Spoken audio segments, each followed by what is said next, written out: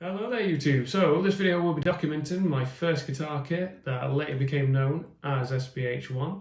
It's a classic flying V kit with a few modern elements to it. Now I've wanted a flying V guitar ever since I saw a close family friend's white Epiphone V. So this really inspired the first iteration of this build. But when I was starting this build, I was living in a flat. So it's not the safest environment to be doing a spray finish. So this project I actually worked on with my dad. He had a garage, so it made more sense for us to do all the work in there. But also it was nice to have a project for me and him to work on. It's something we've never done before. I mean, my granddad was a woodworker, and my dad hasn't used any of his woodworking skills for a very long time. So it was really fun learning how to fix things, how to do things. There were a couple of issues with the kit straight out of the box, which we had to fix, kind of. One of them got a bit messed up, which I'll go into detail later, but it was really fun.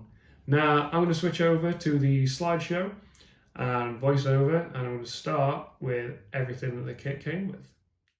This guitar kit came with all gold hardware, black pickups, and a full pick guard in black as seen in this photo. As this wasn't the look I was going for, I decided to replace the stock hardware on the right with the new hardware on the left, which also includes gold pickup surrounds. With me using these pickup surrounds, I was able to trace around them onto the body so that I could design a custom pick guard that was later transferred to paper as a template. To check and see if the pickups would fit, I used my Seymour Duncan blackouts until my EMGs arrived and decided on the control layout. Then my EMGs arrived. I had to go with the classic A1-85 combo in this incredible gold finish. I was so glad I picked these because they tie in really well. Now this is where I encountered my first issue. As these pickups are a lot bigger than the cavities and the Seymour Duncans, they needed to be enlarged. You can see in this photo here, the slightly off angle, so that's why we needed to do this. Now, this was done very rough and slightly crude with a chisel, but as the cavities themselves are hidden, we didn't need to make them look perfect, they just needed to fit. Next, I moved on to getting the body and neck primed. This was after any unused screw holes were filled and sanded flush. After 2 coats of primer, I added the white spray paint to the whole guitar. Used a combo of gloss paint at first, but then I switched to a satin paint, as it actually covered a lot better. As I was going to use a gloss clear coat, I had to get the white coverage perfect. Once I did though, I got to my favourite part, adding the clear coat. This took a long time to apply evenly, but as you see in this closer body photo, I could see myself after a couple of coats.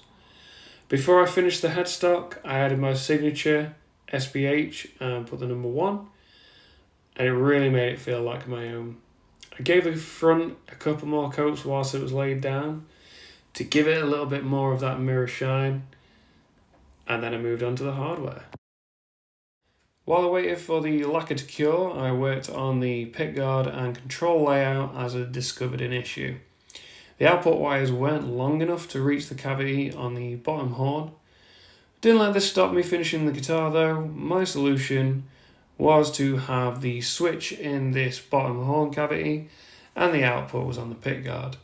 I was so happy and proud of the final result, and it was surreal hearing a guitar that I'd made myself for the first time.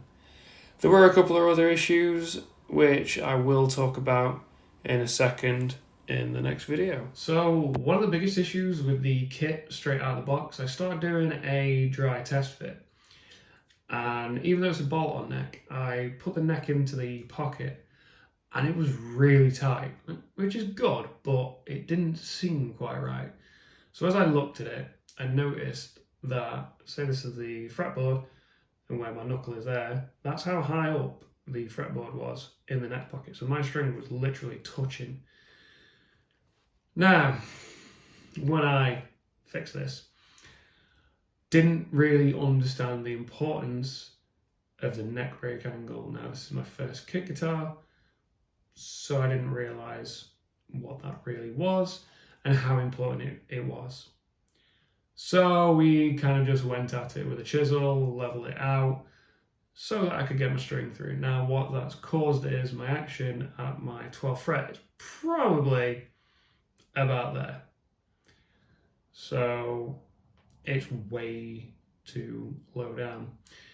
So I know that I can get neck shims, and I could shim the neck myself. So eventually I will do this. As this kit's been rebuilt, I obviously still have the same issue, but I know it's fixable. But biggest issue of all was the finish. Now, as some of you will have guessed, the back of the body took on the texture of the cloth that we laid it on. Now, in reality, we should have just used a flat cloth with, lint-free. Well, layman's terms, probably should have waited until it was actually cured before I did this. But I wanted to sand the headstock and all that kind of stuff. So that was issue one. The second issue was me being a little bit impatient. I didn't wait for the lacquer to fully cure before I built the guitar itself. So putting all the hardware and everything on is what I mean by built it. So that did not help things at all.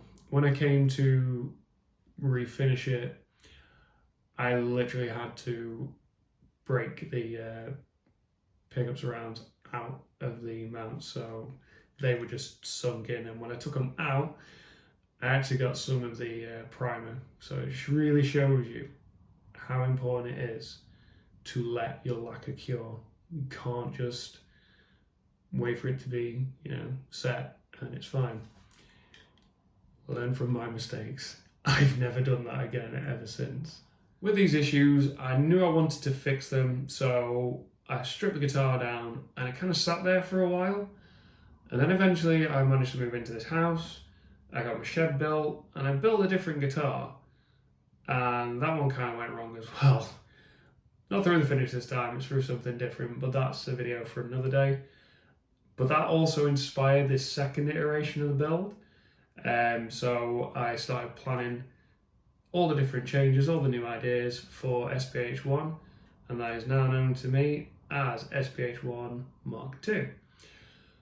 That will be a future video. Now, obviously, when I built this guitar, YouTube videos were never a thing that I thought of doing, so I can't really show you how it sounds, but I can tell you that the pickups I chose are in another guitar that will eventually be uploaded to the channel, so you will get to hear how those pickups sound. That's all for me in this one, so as always, my social links are down in the description, so feel free to give me a follow on there. If you like the video, give me a thumbs up and subscribe to the channel. Thank you all very much for watching, and I'll see you in the next.